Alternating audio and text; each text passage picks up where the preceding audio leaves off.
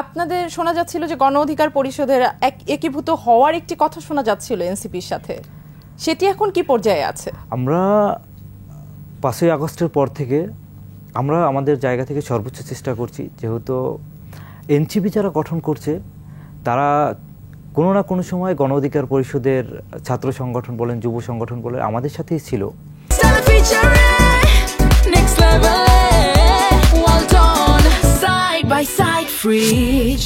সেই জায়গা থেকে আমাদের চেষ্টা ছিল, বা মানুষও যখন গ্রামগঞ্জে যাই তখন বলতেছে অনেকে যে তোমরা আর এনসিপি তো একই, তাহলে তোমরা আলাদা আলাদা দল না করে একসাথে পথ চললে তো তোমাদের শক্তিটা একটু বাড়তো, বা আমরাও তোমাদের সাথে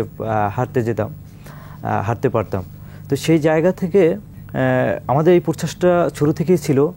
তো আমাদের দাবি ছিল যে এনসিপি কিংবা গণ অধিকার পরিষদ একীভূত হয়ে নতুন একটা নামে আত্মপ্রকাশ করা, কিংবা আলোচনার সাপেক্ষে এনসিপির নামে কিংবা গণ অধিকার পরিষদের নামে।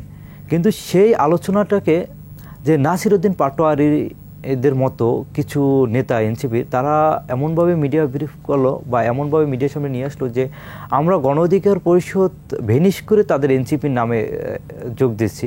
আসলে নাসির উদ্দিন পাটোয়ারি, ওনাকে আমি নিয়ে বলার মতো কোনো কথা নাই, ওনাকে তো আমি নেতাই মনে করি না। নাসির উদ্দিন পাটোয়ারি যাকে নেতা মাইনা রাজনীতি করতেছে, যে নাহিদ আক্তার ভাই, তারা কিন্তু একসময় বিপি নুরুল হক নূরকে নেতা মাইনা রাজনীতি করছে। তাহলে নাসির উদ্দিন পাটোয়ারির নেতা কিন্তু বিপি নুরুল হক নূর। তাহলে বিপি নুরুল হক নূরের আপনার এই যে দল গণ অধিকার পরিষদ, আমাদের প্রত্যেকটা ইউনিয়ন পর্যায় পর্যন্ত কমিটি আছে, ওয়ার্ড পর্যন্ত কমিটি আছে। এই দল ভেনিশ করে এনসিপির নামে যে চাঁদাবাজি, চেতনাবাজ, দুর্নীতির দায়ে যারা জর্জরিত, তাদের নামে আমরা কেন যাব?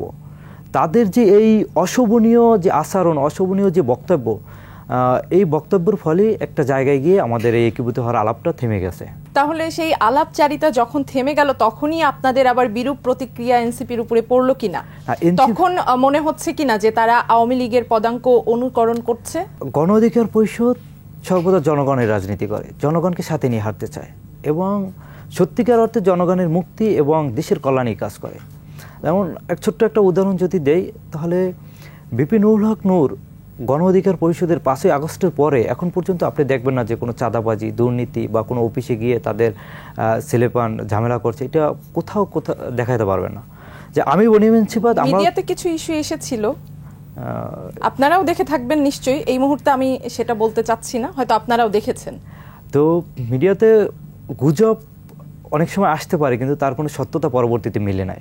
আপনি এটি কি গুজব বলছেন?